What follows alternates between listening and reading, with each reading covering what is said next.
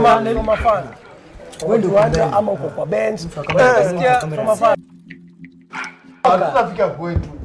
Haya, so mko kwa tunnel. Wewe uko mbele. Msha kamera, kuna msha kamera anakaa hivi. Worst. Niko na moja, hiyo ni worst. We are playing against Nakuru. RFU, hapo Queens.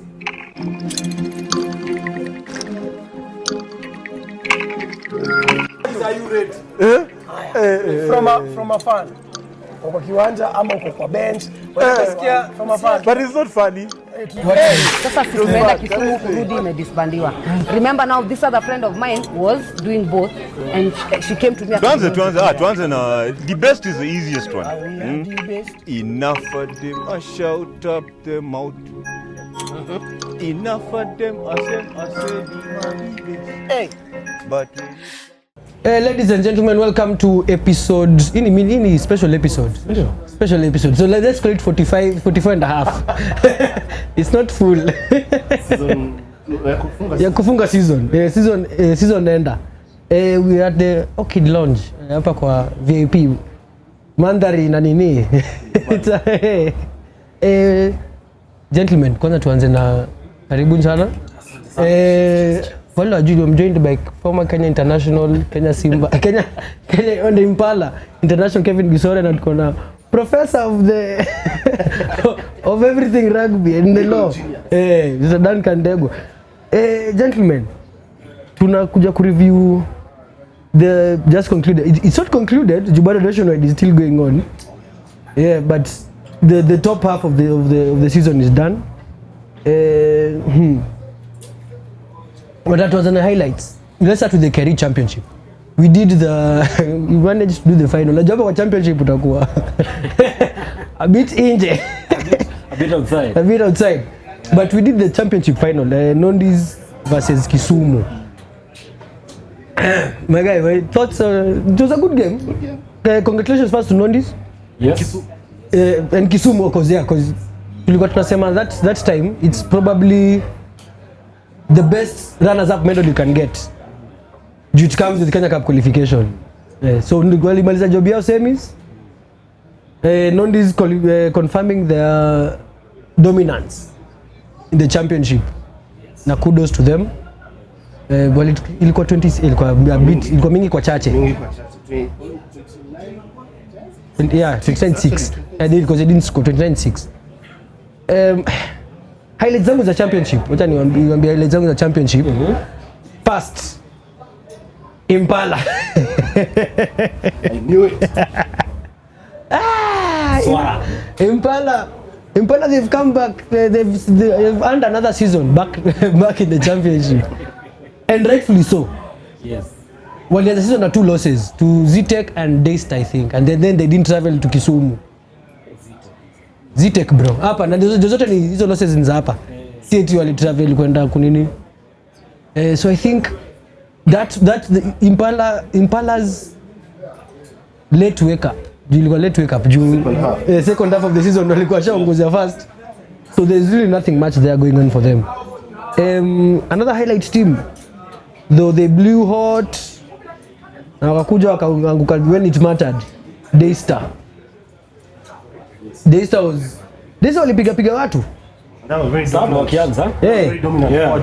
And then just when it mattered at that one game you need to win. Na walirejea na Kisumu. They were at home. Na alikuwa shapiga Kisumu before. Just convincing. Yes. Just do that one more time. Wakaanguka. So that's my champion. Kuna timu nyingine nimesahau. Kisumu definitely. Kisumu anakochiwa na Lawi. Sasa hivi kama Nakuru ama Nikabrasa watatake the credit. Oh, the Impala guy. Hey. But okay, but it's a very good. It's a Nakuru boy. Yeah, so championship hiyo hakuna haja kupigania vitu zingine surely. Si alikuwa Impala. Alituambia alikula fare Impala. Tuliwalon. Ilikuwa Queens. Lakini anyway, here's to Nondis and Kisumu, welcome back. Yes. Sorry, but looking at those the need level of play. Now seeing the level of play in the Kenya Cup, unaona well, all is not lost, but they have to do a lot of work in the season and pre-season. they have to purchase. Purchase and just have a proper pre-season. 10 weeks of hard work. Both teams. But it's good. I spoke to Lawi. There is plans to recruit, of course, from Most. Yes. So it's easier for them to get players from there. But quality of play, day and night.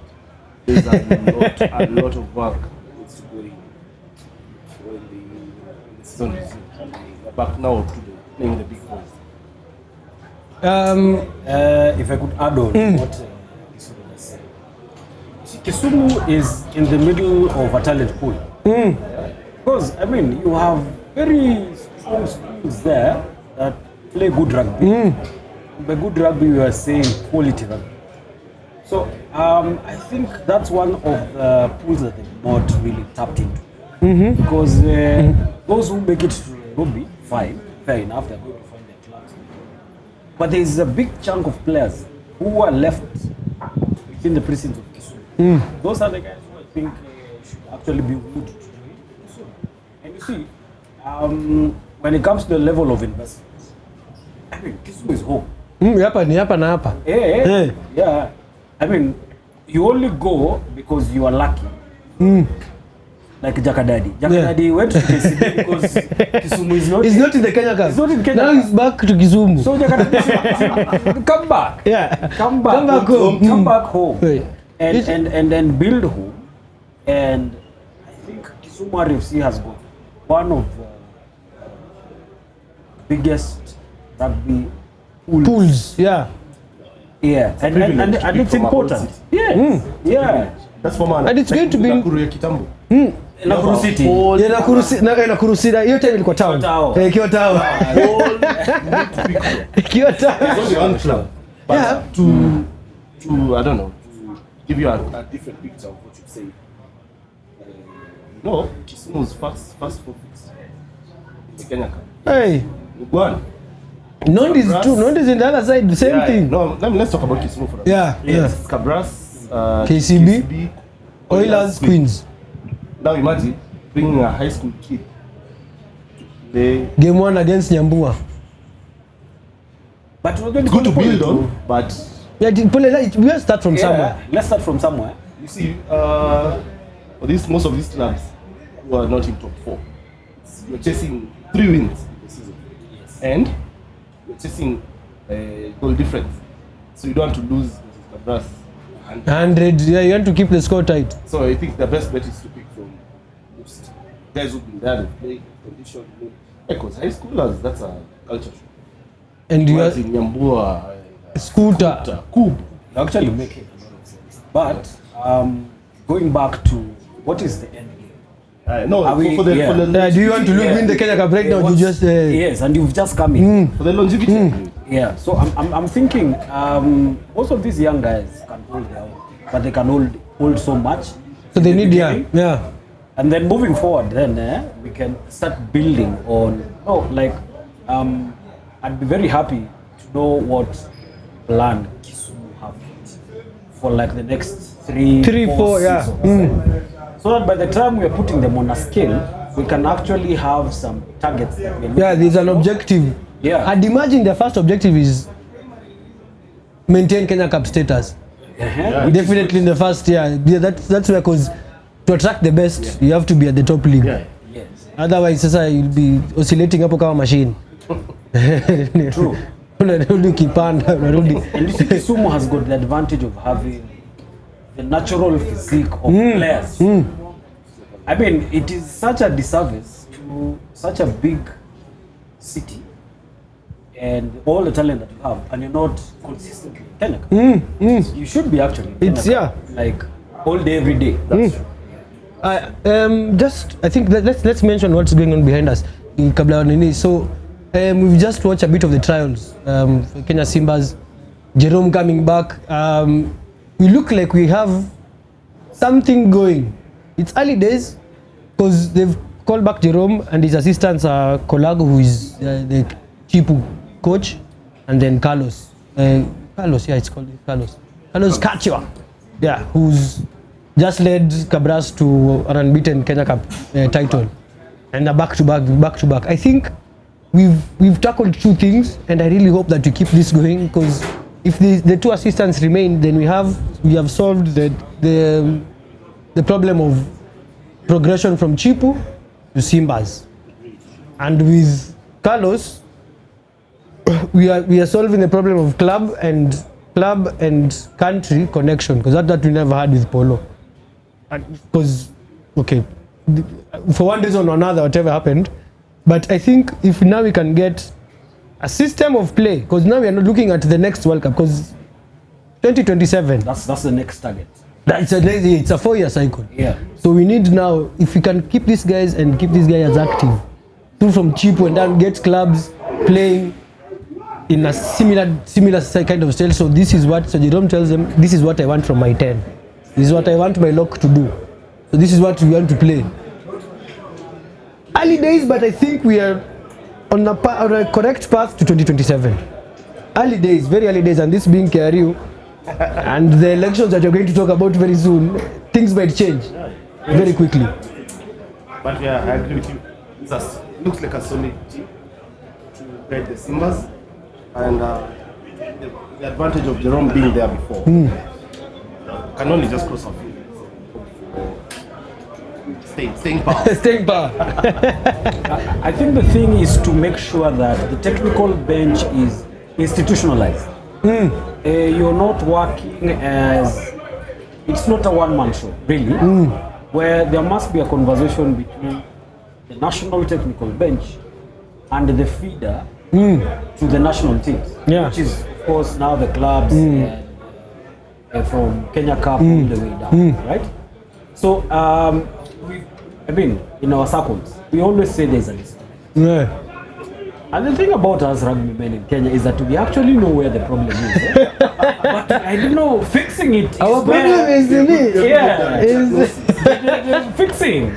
We know the problem, lakini ndio ile shida, lakini unaisoma pana mwani shida ndio ile.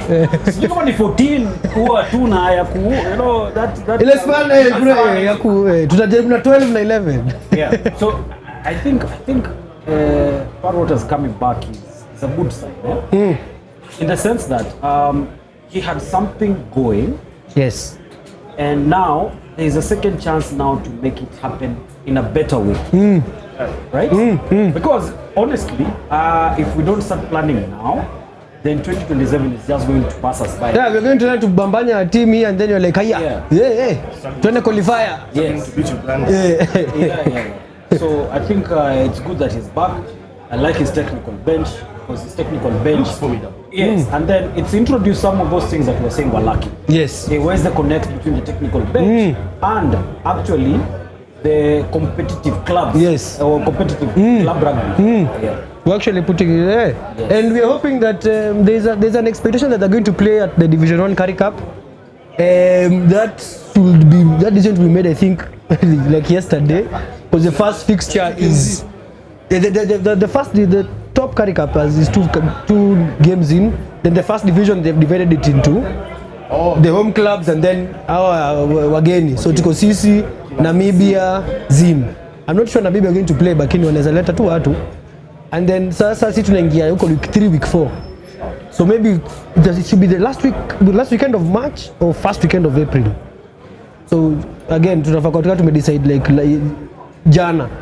Well, let me run you through those nationwide fixtures before to move on to Women's Kenya Cup. AP is not playing today. They play a best loser of 3rd and 4th from the other side. Jomo Kenyatta University play Maseno. Okay. Rift Valley. Easy fixtures. Za nationwide ni ngumu. Place moja imefiliwa moja, ingine vile, but wait, the nationwide playoffs are going on. This is to play in the championship. We just hope Mombasa ni mwana wako hapo, so one of the few people we want to wapande hapo championship. One of our it's vested interest. Mombasa should be playing at least at the bare minimum at that level. Women's Kenya Cup. Mwamba going back to back. Painfully so against Impala.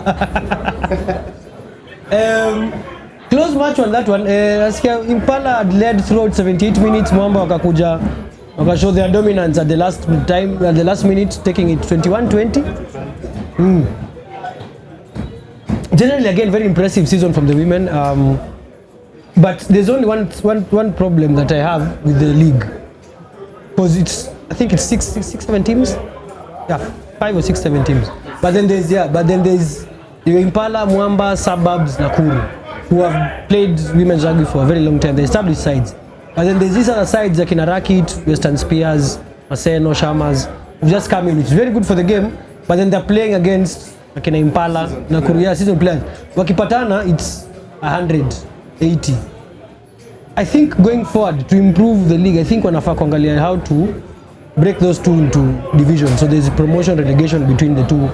At least Western Spears wanapata mali, they get a comfortable area, or rather a control area to develop the nini before they go meet the big guns. Ndio? Yeah, I think that's a very interesting angle in terms of how people are going to progress the game moving forward. But I think what is outstanding in my regard to women's rugby is funding. Because when clubs get funding, their first point of call is the men, and it's the senior team. Actually, it's not even the development or actually yes, it's not. Actually, they go to the senior team. So, like for instance, I'll talk about Nakuru. We had quite a bit of an issue with funding, just like so many other clubs.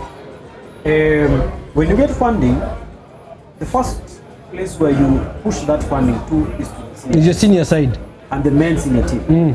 So that means then that we miss out on a very important component of women's rugby. And I have to admit to you that women's rugby has a lot to do with societal development. Because these ladies who are coming on the pitch to play are coming because they are getting away from something. And we have to get away from them, from something. These societal evils that are happening, either it's early pregnancies or abuse. Yes, abuse. Let's actually call it abuse. So rugby is a safe haven for the girls. And I wish club leadership would go out and look for funding specifically for the women's game. Because when those girls are on the pitch, we've kept them away from a lot of trouble. Yeah, and corporates who may be listening, it's very important that listen. There's a big opportunity. And we'll have something going. Yeah, and just to mention that to add on to the corporates, I think our women's rugby is our best bet at this point to make a World Cup. Yeah, because we are like inches, we are South Africa level. Yeah, because we went toe to toe with them the last time we played that two test. Yeah, it's a very we are also lucky to have a women's team. Actually, I've never thought about it in that way. It's true.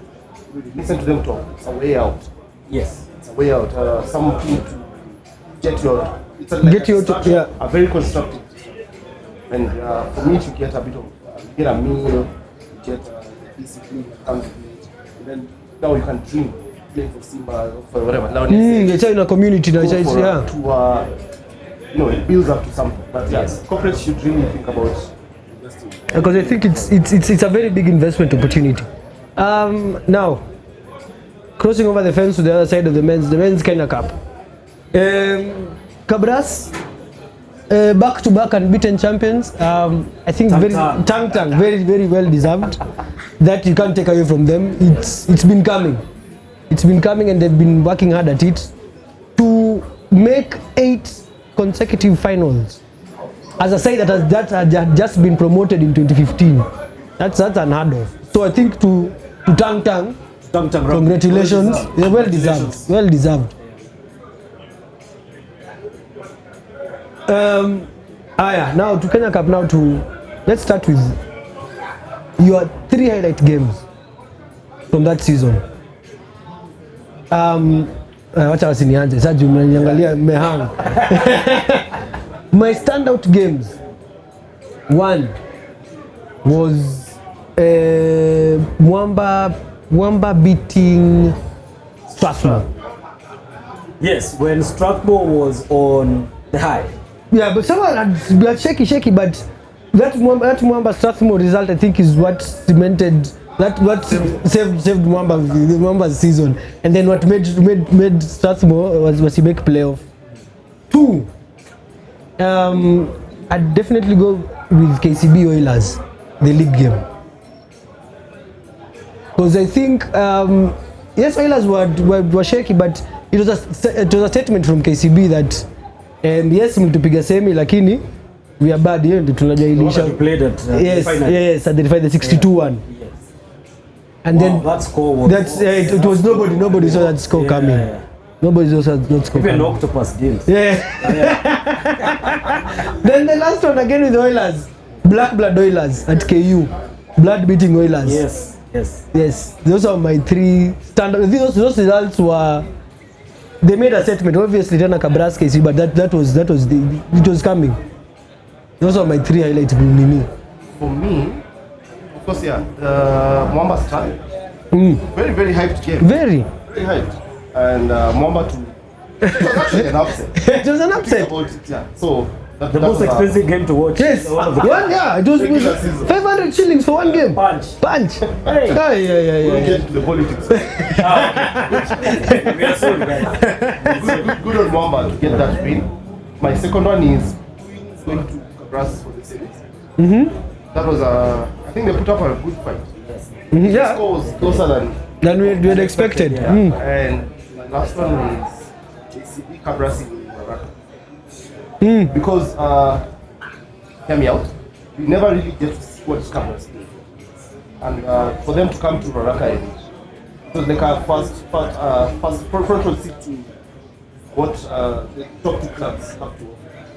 And it was up to the head, right? That was it. Nimesahau moja nikushota mention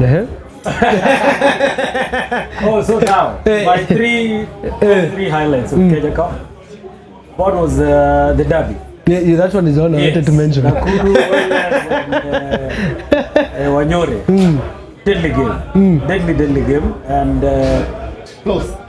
very close. We had issues about other things, but anyways, Vitu za nyumba. it's okay. Vitu za it's city. okay. But it was good to see. And by the time we're going to play Oilers, we were really struggling. We couldn't even, even we played in something that is not even traditional to our colors. Yes, red. That was a depiction of our struggles with regard to honoring games, with regard to actually showing up, you know. And the boys really showed up. We actually took it to the wire. And well, I mean, the crowd, you have very loyal fans who are in the same Tao. Ni majirani. Same Tao, but chief. Kanyaga kwako huko.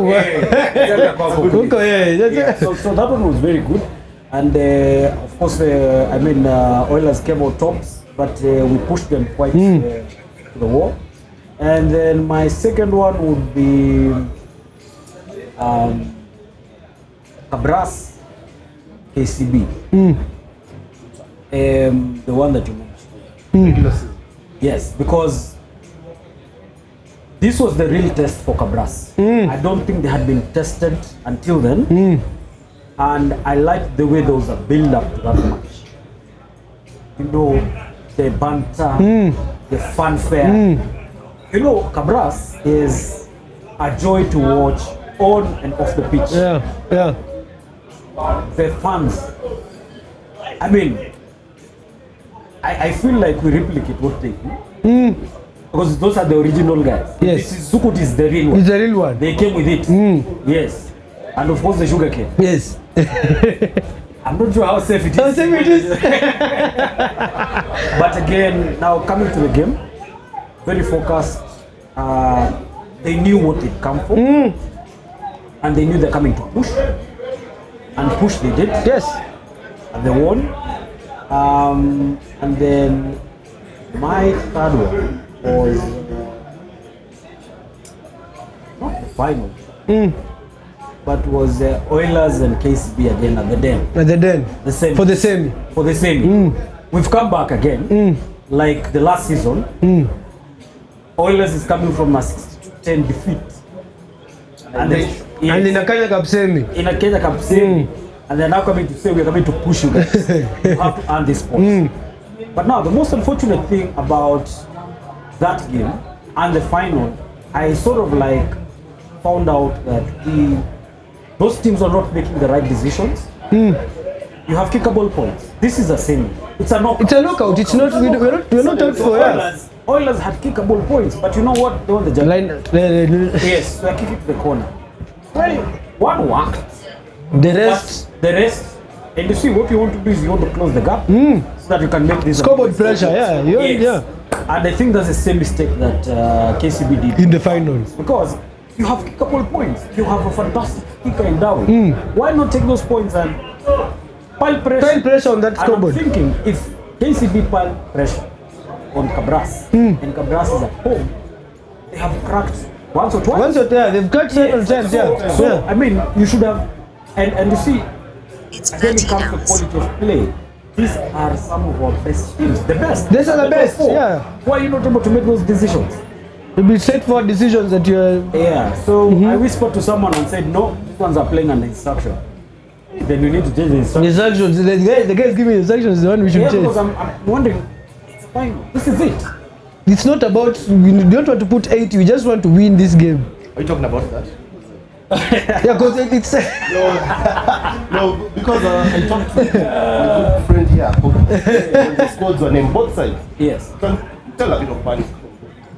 Yeah. Because some changes necessary, unnecessary. You know, like putting somebody like Darwin. I get the gist of it, but technicality is off because these are best 15. And what? The best 15 in the country. It's. You know, like he flourishes on the free running from the back. The wing very limited. Actually, you're putting him at a very tight spot, like we do. Going into some uncharted waters. Yeah, Kenya Sevens. Or you. How much time do you Because you have a bit of time. Or you is not playing into space. He's playing into contact. Yeah. I mean, ako wapi ni mgonge. Yes. You know, and I think that style of play is typical of what Perry does. Just get him space. Rugby is about space. Yes. Now, our guy. We'll get carried away when we get to 7. Yeah. Your standout teams. My standout, okay, definitely. Apart from Cabras is. Then they already solidified as the standout team. They've won that Kenya Cup unbeaten. But my standout teams. 1, Black Blood. Black Blood haven't lost at home this season. I didn't know that. There's only them and Cabras. They hold a perfect 6 out of 6. I forgot to mention again. Which one? Nakuru Queens. Hey, Yeah. here. No. They came to the NSC. Came to NSC when we were doing the kitlo. Hey. Oh, yes. Oh yeah, you guys let it. Yeah. At the last minute. Last minute. And you see, that was one of the games that Queens really got the metal on. They never lost focus. Even when they were being boshed and all that, never lost. Back up. No. Yes. No, that's very nice. You set the floor for my second standout team. Kenya Harlequins. I told guys if they're going to lose a game in 2023, it's going to be in the playoff. Watakuja. Because I think what Pau has injected into this side is what they were lacking, and it's discipline. Ile sasa tunacheza rugby. If you don't want to play rugby, please, there's a bar here that we are here. Unaweza kama mkunywe. That's my second standout team. My third, which will be very funny, is Square Monks. Square Monks, I think they beat, there's a team they beat. I'll remember that team. But if you watch their game against Strathmore, Mwamba is rather obvious. Hey. No, there's a W they got that really put them up. Either W or draw, I'm not sure. But if you watch the game against Strathmore, they lost it in the last 5 minutes. They actually had Strathmore, the coaches, then just Strathmore, I think it was just a bit of experience. But Square Monks even just holding on to that Kenya Cup's position. Brilliant. Those are my 3. My 3, Monks. Uh-huh. I don't know how they've survived. Exactly. Like, it's not one of those things that have swamped quietly, silently. Got the job done, got their 2 or 3 wins. 3 wins? And maintain their status. I hate to admit. Oh my God. Can you edit this out? Yeah. Louder now. No. Credit where it's due. Queens. Queens they've done really well. Because they're quite Yeah. But good on power to just bring the two together. And KCB. Because there was a bit of loss of momentum after they lost to Cabras in the regular season. And there was a good number of people who thought Oilers would get one. So for them to go ahead and qualify to the final and play very well In the final, yeah. Close to them. A large group that's on their way out. On their way out. Those are But teams, I think Blood really stood out. Queens and sound a bit selfish. This No, you deserve that mention. because I mean. Forget. Well, I was ready with my. he day has written us off. The day Nakuru gets relegated, I will personally host a party. Well, I don't think that is good. Nakuru were dead and out, man. No, actually, I'll tell you the story behind Nakuru. I mean, being the leadership and goodwill. Because they have a fantastic old boys association who got concerned and who came in and tried to, inculcate some sense of culture and ownership. And I remember when we were having our talks, we said, guys, we're all doing time. We're all doing time. You do yours, we do ours, and then we'll hand over to the next generation. Yes. So, like the kids. The kid was an initiative by the old boys. Yeah, and you would get to dedicate a dozen number to whoever you want. And of course, the fans were asking about the replicas and all that. Again, it's an investment. It's an investment here to get, And we are sorry that they didn't come, but I'm sure their plans, the leadership is making. Then the technical bench. We have ex-Nakuru players. Who's the coach? Warioki. Yeah. So he's there. He has his technical. Homeboy. He has his technical bench there, and guys put in a lot of hours. I am not really shocked that we finished. I'm not really shocked. And if we have won like 2 more games, we would have been. If you'd have gotten that Queen's result. That Queen result and also the Oilers one. Yes. The Oilers one. Kidogo tu. Let me add on to saying Nakuru is the team of home team. Ushago team Ushago. That's my home team. If I didn't play good Pala. Yeah. And I want to commend Oscar for, I think Oscar playing is a lot of leadership and experience. It shows, yeah. And he really brings younger players together. So it shows in the game. Like when Nakuru travel to boost and put on the score they played. That was almost a 50-50 game. But Oscar, good job. And he's played that season. Yes. Oh. Very nice.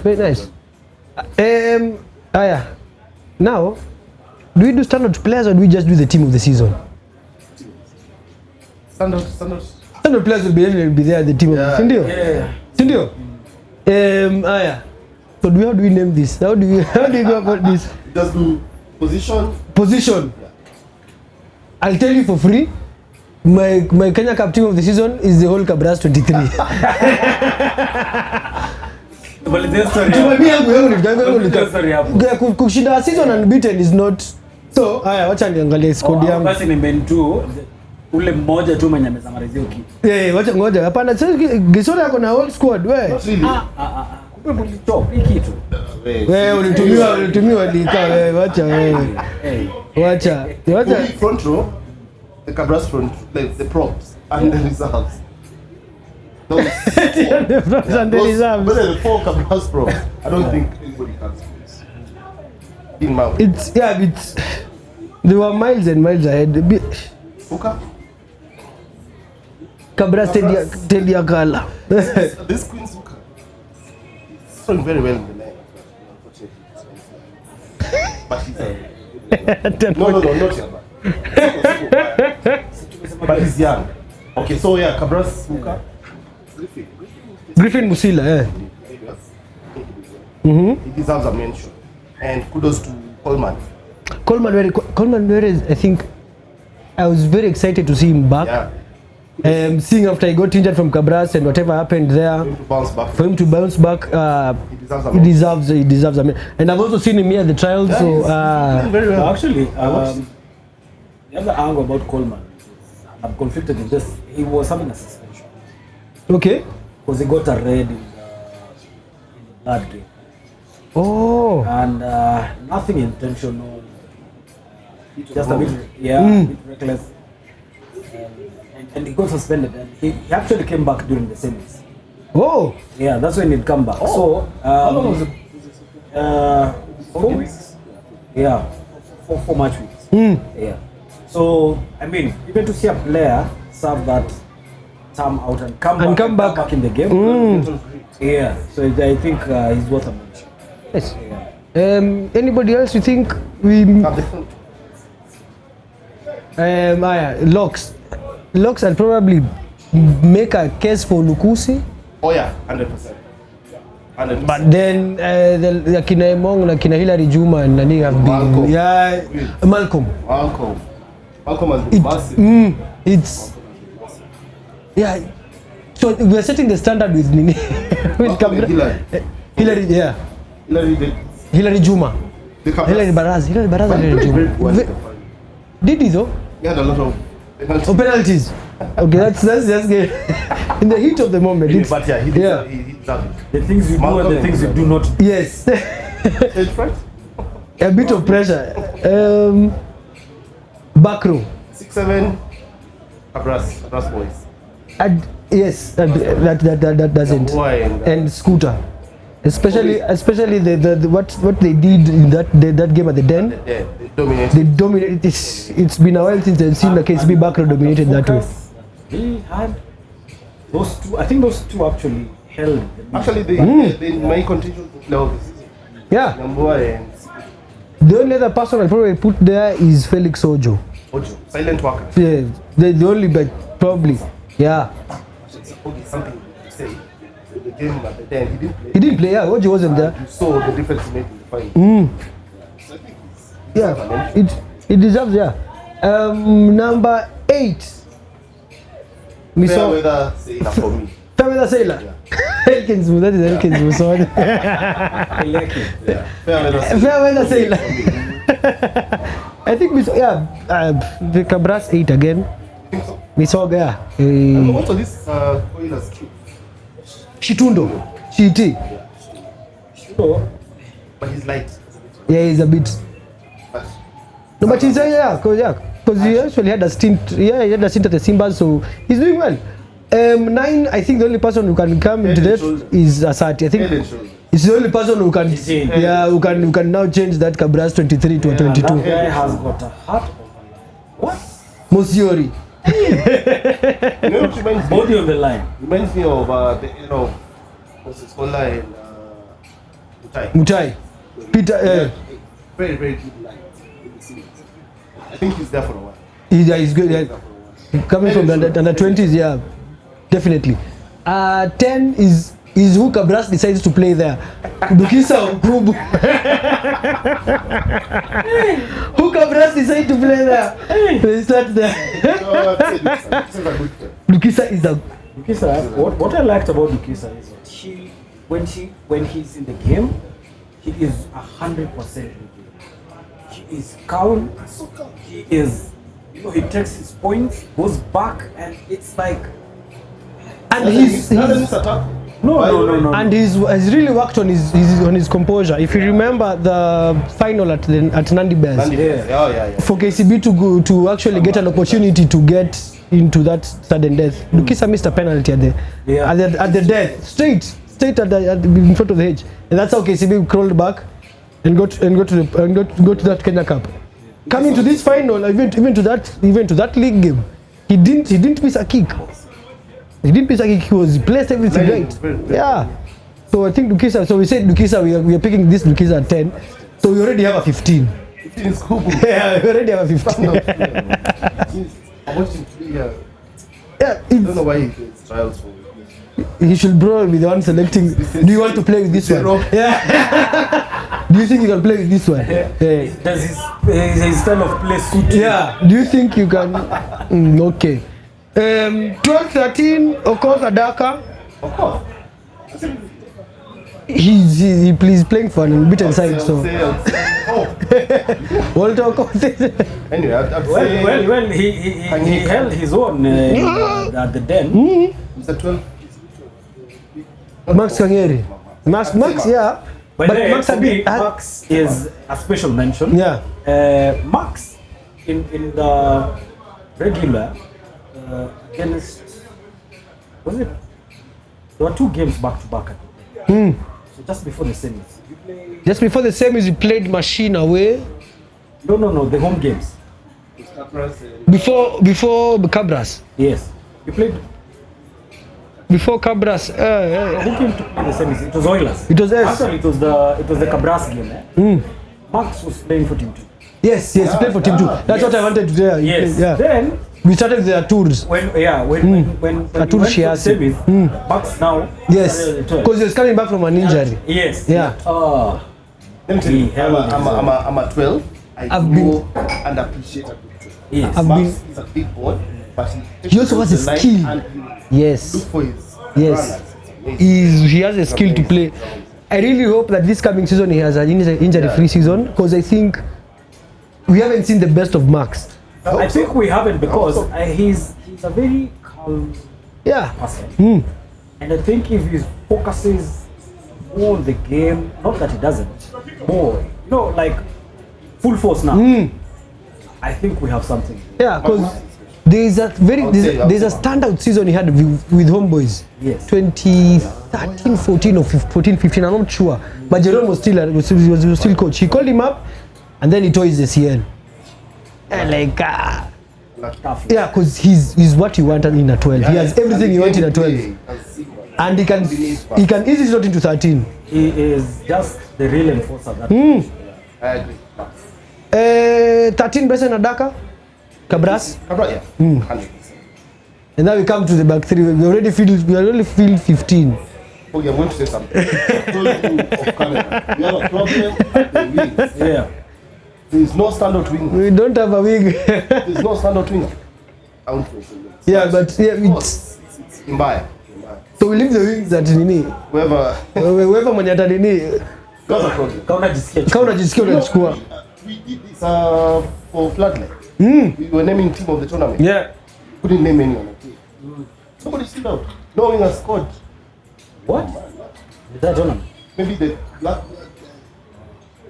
And we struggling to get a 14, and it's the same for me. Like Spocky sent me this question yesterday. The wings. It's Somebody. yeah, but anyway, we'll Maybe Darwin. I think they're listening. Darwin at 14. Darwin at 14. They're listening to us, so probably they need to have Darwin has hung his boots. a Jama. Good career, Darwin. Congratulations. Yeah, international career. He's still having one foot back in the club, so People really miss him at the team. Yeah. we will, and I hope maybe Jerome is going to convince him. Hopefully. But no, we want to see this next generation of But what players. you don't know about Darwin is that Darwin is the Rugby Foundation. Yeah, he's called. There's a time he was called Darwin Man of the Match, Mukitsa. Because he won every trophy that he was. Let me tell you, the game Cabras is at the day. Darwin brought these guys back to me. Otherwise, it was going to look But Should we talk about that 10 minutes yellow? Which one? The one at Nandibel. Ended quickly. The those ones are stories, bwana. I think we've. Is there anything else about around the Kenya Cup that? Anything else around the Kenya Cup? I want to No, just mention. It's a bit of a. I know what you want to mention. Point, but man, appreciating. I'll just say this. I just want to say one thing. In despite looking like a sore loser, there is no way one assistant referee is going to call back calls. Refereeing on the side. Yes, he's going to call back calls for only one side. 100%. There is nothing like that. Anyway, we are going to. I like to steer clear of officiating. I told him that. Yeah. And this is why. And I think we need to change this narrative about officiating. It's very easy for us to call out match official. But then again, I've asked this, I think I asked it last Yes, last time you were here. Yeah. What investment have we done for match official? For instance, club level. How many people have you handpicked who can actually become guys who really understand the game, guys who can actually do something about officiating. Yeah. I think we need a whole episode. Of officiating. My point was consistency. Yes. We need to have a consistent level of officiating. Like, you know, the Kenyan referees are very, very thorough on this point of the game, this one and this one and this one. So there's like a standard of officiating. Yeah. From Ukoju to Because there's no way you're playing. nationwide. You're playing at 12 no, an 11 game season, and for 10 games you're playing okay. Yeah, you're okay. Everything you're within the law. Then for this one game, because this one bagger decides, I'm going to call this one thing today. But then, Throws the game to disarray. we have some very good referees. Me, it's a championship. I know what I'm talking about. Not him gay. No, I know what Yeah, I'm talking it's- about. Yeah.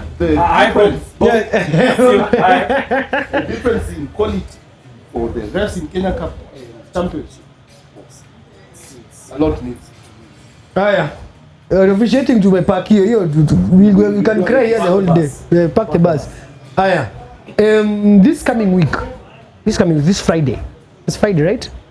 KRU are holding an election, a very special election. For the first time, we're electing 1 to 12.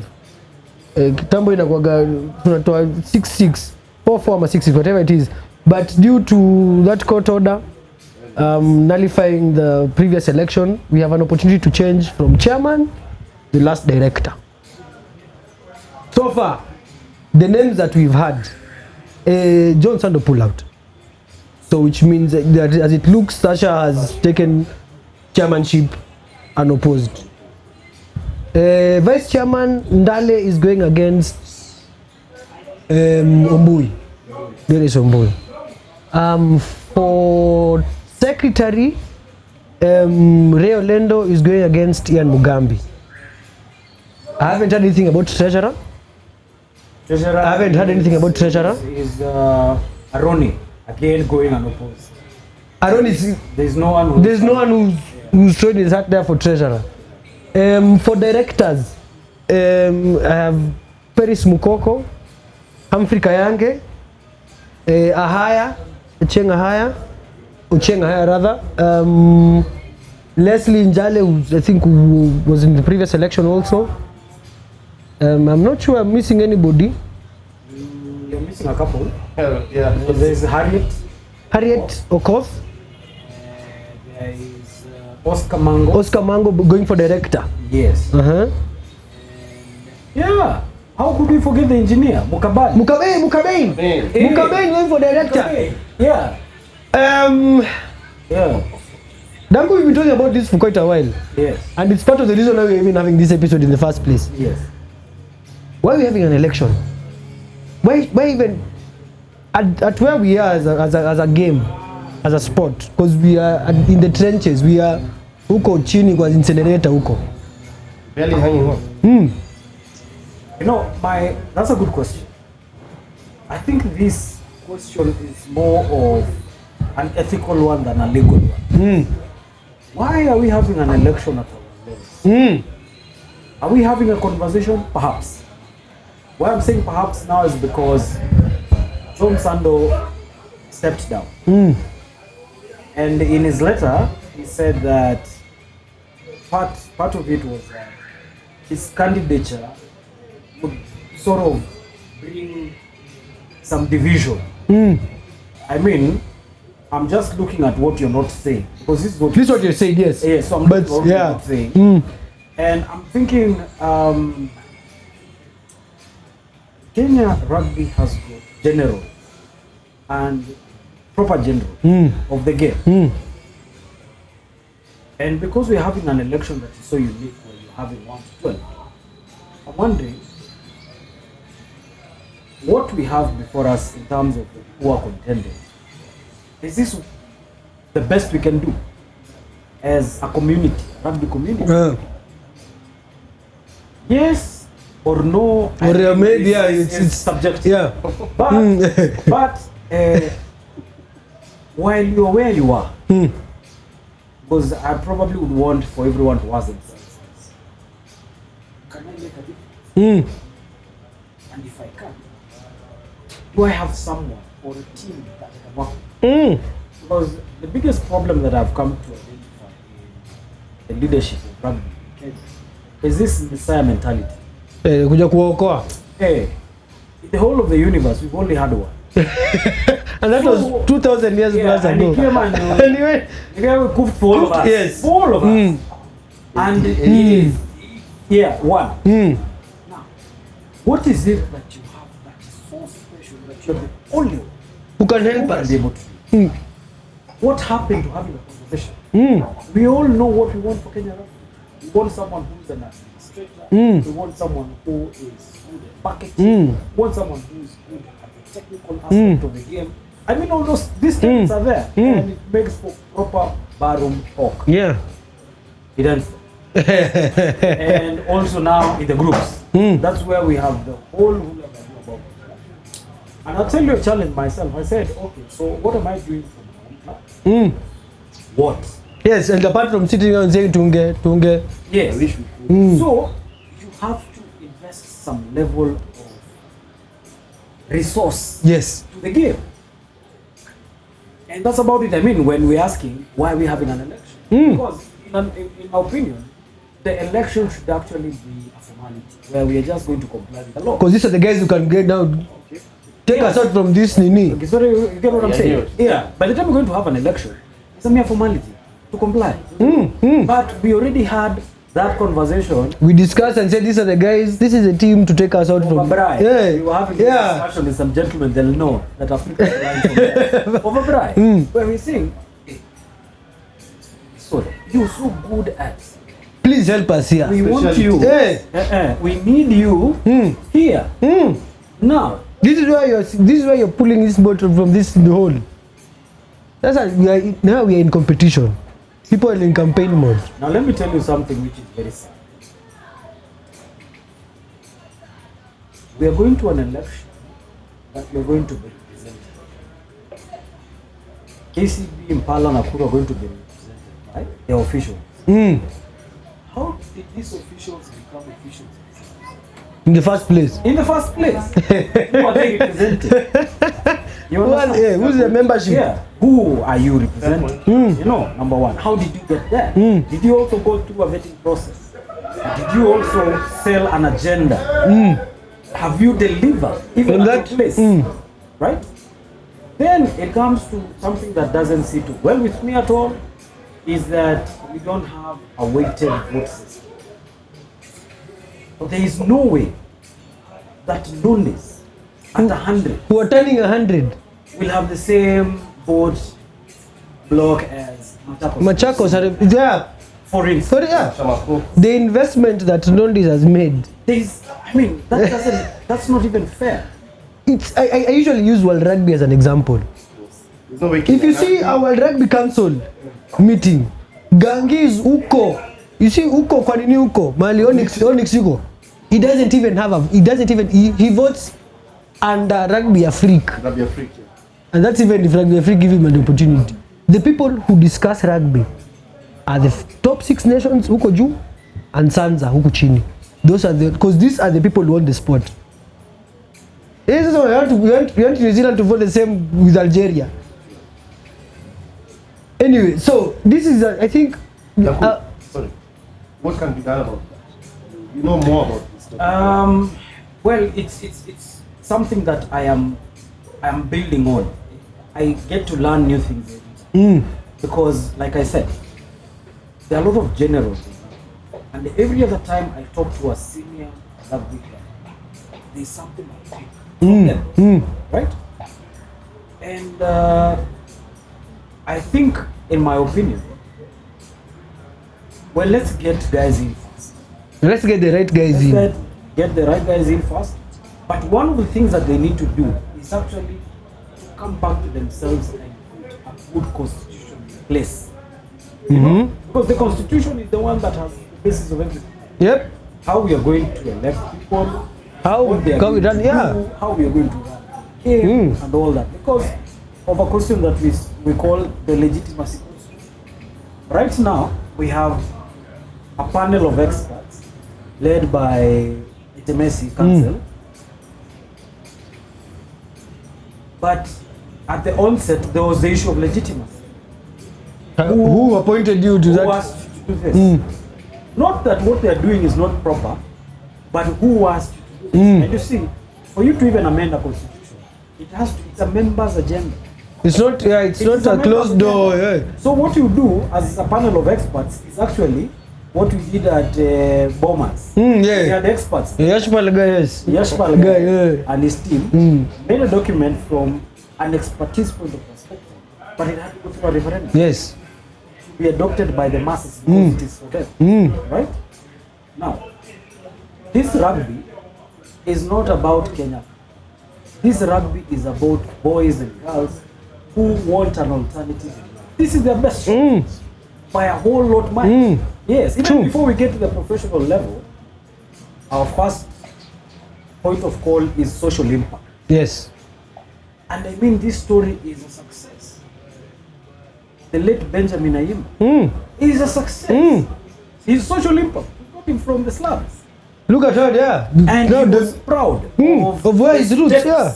He took, Yeah, and there are so many stories about that. So the thing is this. We need to have a conversation, and most importantly, now is the time to stand up. Yeah, because not just I'm looking at the list of the guys who are running for position.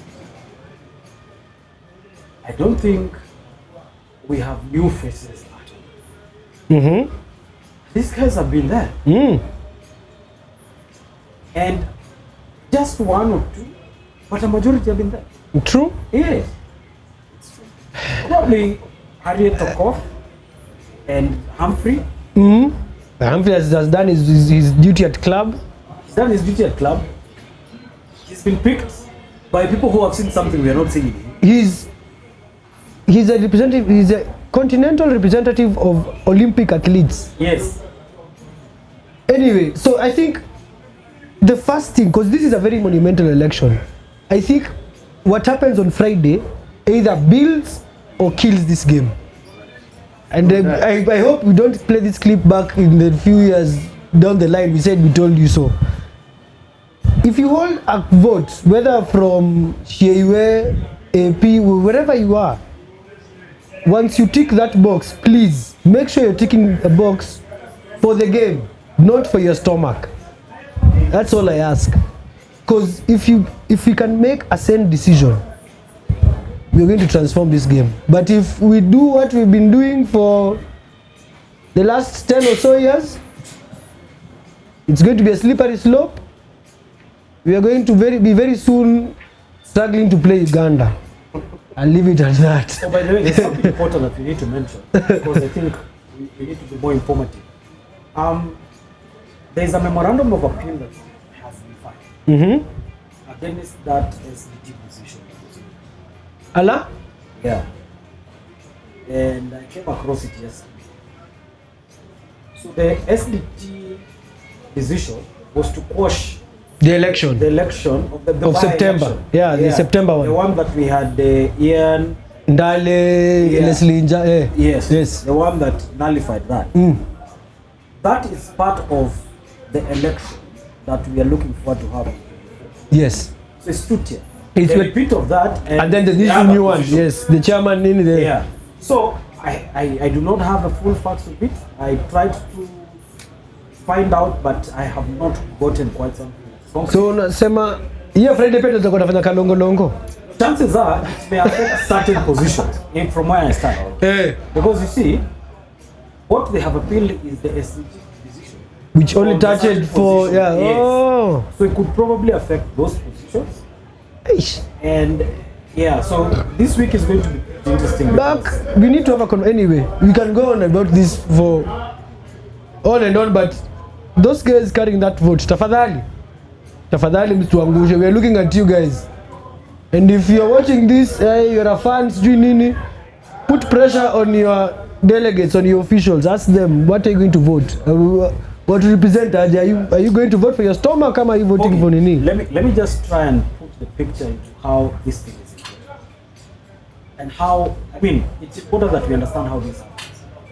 For you to run for any position, you must be nominated and proposed and seconded Yes. by a club. Sindio? Uh-huh. I'd be very interested to know who proposed you.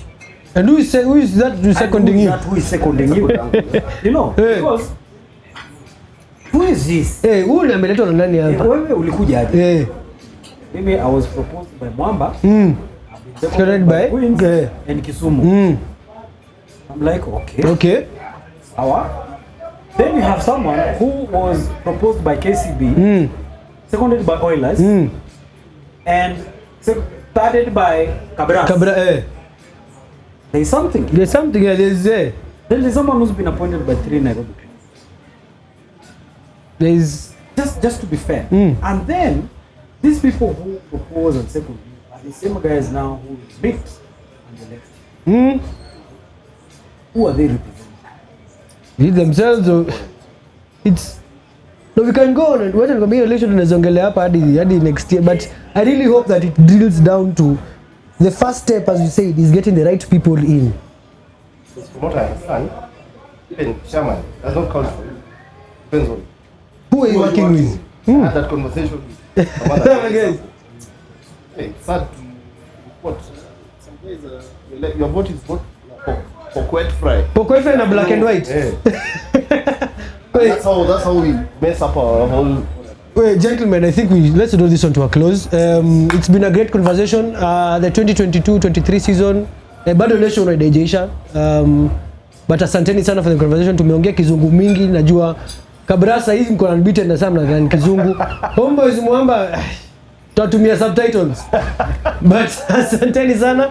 Asante to Orchid bana for hosting us. I think we should make this our home. Yeah. Tutaongea nao, si ndio? Tutaongea nao. Kwisha. Tumeruka nje.